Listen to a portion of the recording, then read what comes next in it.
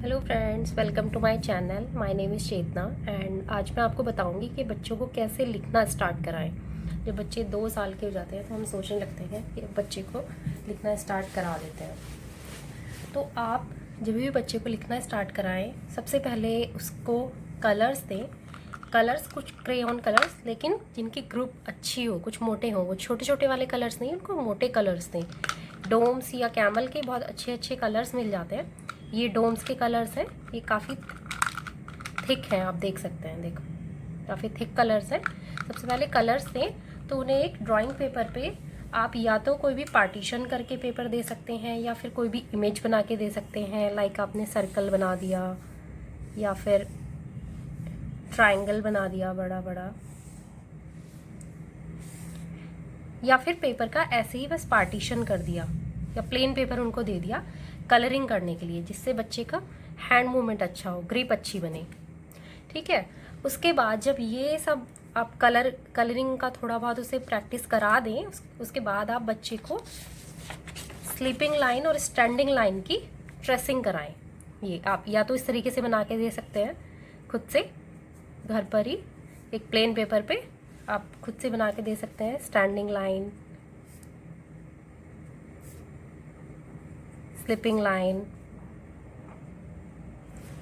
या फिर आप कुछ भी ऐसे ड्राइंग बना सकते हैं। लाइक आपने बलून बना दिया, ये थोड़ा बड़ा करके बलून बना देंगे। छोटा बच्चा है तो बहुत बड़ा करके बड़ी सी इमेज बना देंगे, और नीचे स्टैंडिंग लाइन बना दी कि stress the standing line and colour the balloon. आप इस तरीके से बच्चे को एक्टिविटीज़ दे सकते हैं। या फिर बुक्स भी आती हैं स्टैंडिंग और स्लीपिंग लाइन की ट्रेसिंग की, जिगजैग लाइन, इसमें बुक्स भी आती हैं। ये कहीं भी आपको नियर बाय मार्केट में मिल जाएंगी। आप देख लेना अपने बच्चे के हिसाब से आप कि किस तरीके की बुक्स लेंगे, जिसमें बहुत ये कॉम्प्लिकेटेड कर्व्स भी होते हैं और नॉर्मल भी होते हैं। तो शुरू में आपको सिंपल सी बुक देनी है। उसके बाद एक दो बुक की जब आपका बच्चा प्रैक्टिस कर ले तो आपको फिर थोड़ी जो कॉम्प्लिकेटेड लाइंस होती हैं वो वाली आप बच्चे को दे सकते हैं। ये जो बुक है जो मैं आपको दिखा रही हूँ, ये एक सिंपल बुक है। इसमें स्टैंडिंग लाइंस है, नॉर्मल स्लिपिंग लाइंस है, स्टैंडिंग स्लीपिंग लाइंस है, जिगजैग लाइंस है, सॉरी स्लांटिंग लाइंस है, स्लांटिंग और जिगजैग लाइंस एंड कर्व। तो ये बहुत टाइप के कर्व्स की पैटर्न बुक मार्केट में मिल जाएंगी आपको नियर बाय मार्केट, या फिर ऑनलाइन भी आप ले सकते हैं अमेज़ॉन से या फिर किसी और भी वेबसाइट से। अमेज़ॉन पे सारी चीज़ें अवेलेबल हैं। आप इस पे प्रैक्टिस कराइए। शुरू में जब आप प्रैक्टिस कराएं तो बच्चे को हमेशा कलर से प्रैक्टिस कराएं, कभी भी पेंसिल से प्रैक्टिस ना कराएं, कलर से प्रैक्टिस कराएं जिसकी ग्रिप अच्छी हो। और शुरू में एक दो बार, या जब आप कोई पेपर उसे कराना स्टार्ट कराते हैं तो आप बच्चे को हैंड पकड़ के उसकी एक दो लाइन के लिए हेल्प कराएं। उसके बाद उसे फ्री छोड़ें। पहले एक दो बार उसे बता दें किस डायरेक्शन में उसे करना है, कैसे करना है, फिर वो अपने हिसाब से जैसे भी करता है। अगर सही नहीं कर पाता है कोई बात नहीं है, जब थोड़े दिन प्रैक्टिस करेगा तो उसकी ग्रिप अच्छी बनेगी और हैंड मूवमेंट अच्छा होगा। तो उस चीज़ की आपको टेंशन लेने की ज़रूरत नहीं है। फिर आप क्या कर सकते हैं, इस तरह की इमेजेस बच्चे को बना के दे सकते हैं। आपने क्लाउड्स बना दिए, ड्रॉप्स बना दी, उस पर ये लाइन्स बना दी। ठीक है, इन्हें ट्रेसिंग करने के लिए आपने दे दिया। फिर जब ये लाइंस की, कर्व की आप बहुत अच्छे से प्रैक्टिस करा देंगे, आप इस तरह की कर्व्स की भी प्रैक्टिस कराएंगे। Left and right curve, like ये इस तरह की बुक्स भी अवेलेबल है मार्केट में बहुत, या फिर आप खुद से अगर देना चाहें बच्चे को, घर पे भी ड्रॉ करके दे सकते हैं।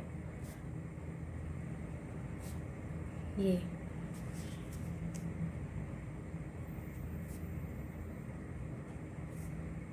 इस तरह की बुक्स, ये कर्व्स,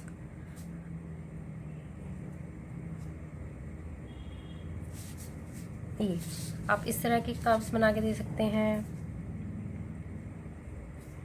ये आप दे सकते हैं, इस तरह के दे सकते हैं। ठीक है।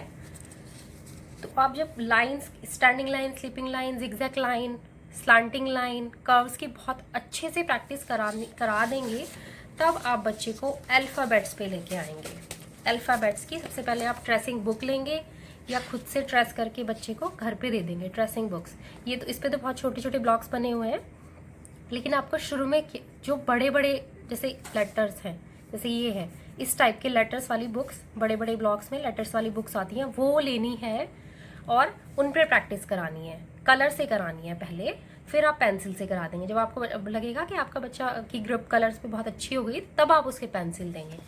ठीक है, आप ये बुक्स पे प्रैक्टिस कराएंगे ट्रेसिंग के साथ। जब आप ट्रेसिंग के साथ प्रैक्टिस करा देंगे एक बार, तो फिर आप बच्चे को लाइंस वाले पेपर पे या प्लेन पेपर पे, जैसे भी आपको लगता है, पॉइंट्स के साथ प्रैक्टिस कराएंगे ये। लेकिन वो आपको करना क्या है, वो आपको लाइंस वाले पेपर पे करानी है, तो ज़्यादा बच्चा इजीली समझेगा। अगर आप उसे प्लेन पेपर पे ना लेके लाइंस वाले पेपर पे कराएंगे घर पे ही, पॉइंट्स पे, लाइक दिस।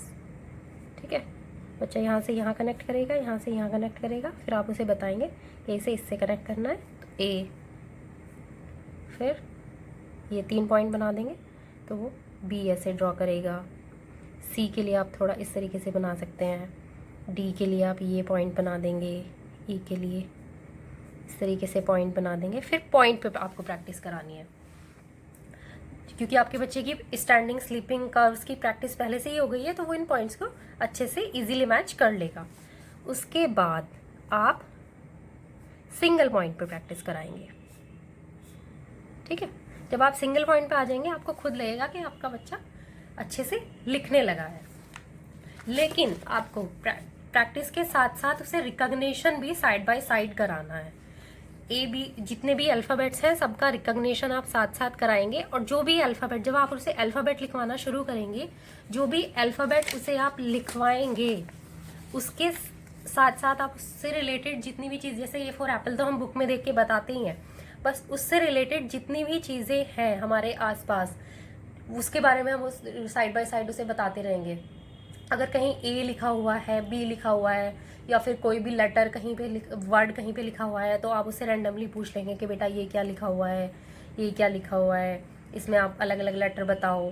ठीक है, कहीं भी हम टीवी देखते हैं, उसमें आता है, बच्चे नोटबुक होती है, उस पर लिखा हुआ आता है। जैसे मेरी बेटी की ये बुक है, इस पर ये सेंसोरियल लिखा हुआ है, तो आप बच्चे से पूछ लेंगे कि बेटा ये क्या लिखा हुआ है, ये क्या लिखा हुआ है। वो नहीं बताए कोई बात नहीं है, बट आपको उसको करेक्ट कर देना है।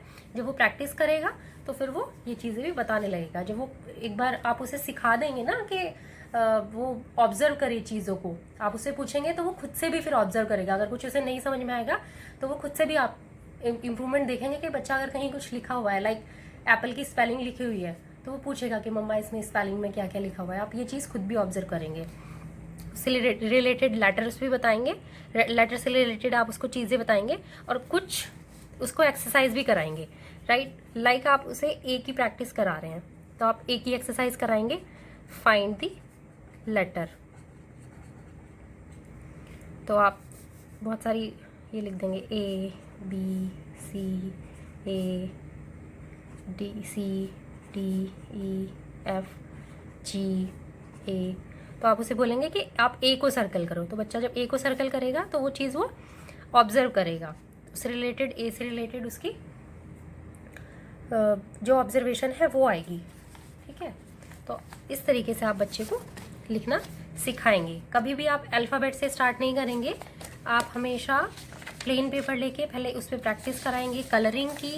जब उसकी ग्रिप अच्छी हो जाए, कलरिंग तो बच्चों को हम साथ साथ वैसे भी देते रहते हैं, जब उसकी ग्रिप अच्छी हो जाए, तब हम standing line, sleeping line, zigzag line, curves, इनकी प्रैक्टिस कराएंगे। आप जितनी अच्छे से इनकी कर्व्स की, standing, sleeping line, zigzag line की प्रैक्टिस कराएंगे, उतना आपका बच्चे का हाथ सेट होगा।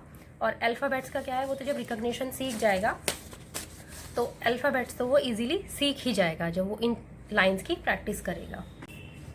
एक चीज़ और मैं इसमें ऐड ऑन करूँगी कि आप जब बच्चे को अल्फ़ाबेट की प्रैक्टिस कराएं, तो आपको बुक्स तो नॉर्मली मिलेगी A to Z वाली, ठीक ठीक है, जो ए से स्टार्ट होती है जेड तक जाती है बुक, तो आपको नॉर्मल वो ही मिलेगी।